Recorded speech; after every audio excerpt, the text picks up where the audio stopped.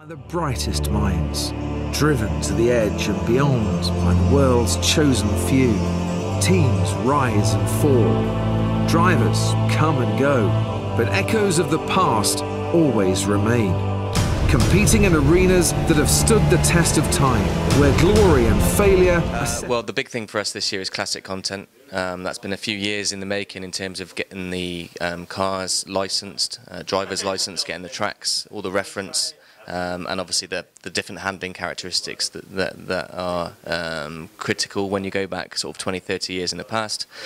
And for us, it was about more than just trying to put in a couple of cars in a time trial experience. We really wanted to do something that no other game's done before. So we've done that with F1 Classics. So there are a number of different game modes. There's scenarios, there's Grand Prix, there's time trial, time attack, multiplayer.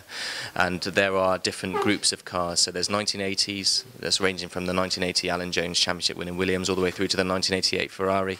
That's there's 5 cars there with 10 drivers. And the 1990s, it sort of focuses on the battle between Williams and Ferrari.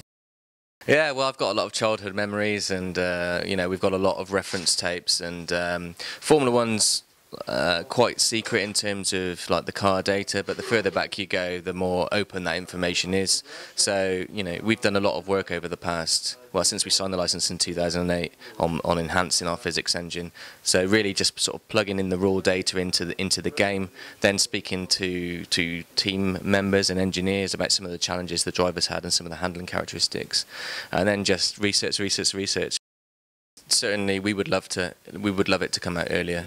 Certainly this year, it's back later than it would normally be because of the classic content. I mean, we still haven't got it all signed yet, and we're still, you know, out October the 4th. So, you know, we're nearly there with it now. I think next year is going to be difficult as well because obviously the rule changes in the sport. And I can't really see many of the teams willing to give us the early CAD data in terms of their designs and plans for next year. So really, you're looking at the first race of the season before you get a glimpse of the cars in the state that we need to model them.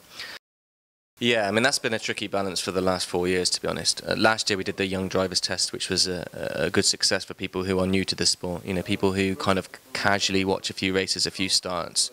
You know, I think a few years back we made the mistake that everyone would know what KERS is, what DRS is, and the sort of tyre rules and regulations and what happens when it starts to rain and all these type of things. So we've expanded upon the young drivers test this year, and then really it's about fine-tuning the experience. So, you know, when you watch players play for the first time with the brake assist on, they're sort of beginning to compete, but as soon as they turned that off, they were kind of going off on every corner. So this year we've now improved different levels of brake assist, so you can kind of begin to just ease back on those driving experiences. And then at the other end of the spectrum, you know, the guys want the AI to go faster, they want them to overtake harder.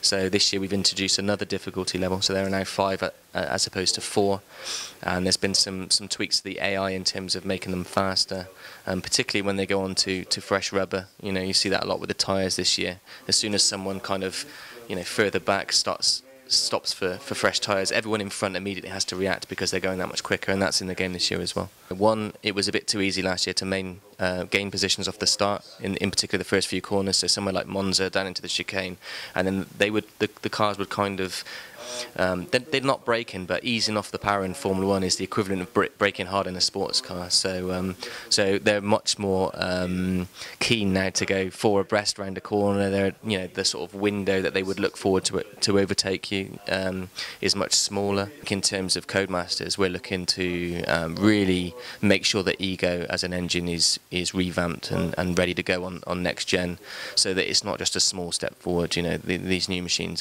really offer a lot more power, which is great from a developer's point of view, because I think we're there sort of at the maximum now of the current consoles.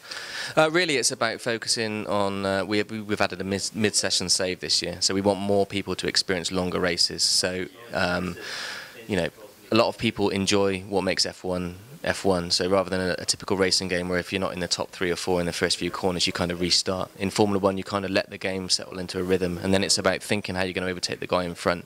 So we've spent a lot of time honing that experience with the AI, with the penalties, with the better weather system, because we fully expect more people to race at 50% or 100% distance now that they can kind of do 5 laps and save it, or kind of fit it into their own lifestyle.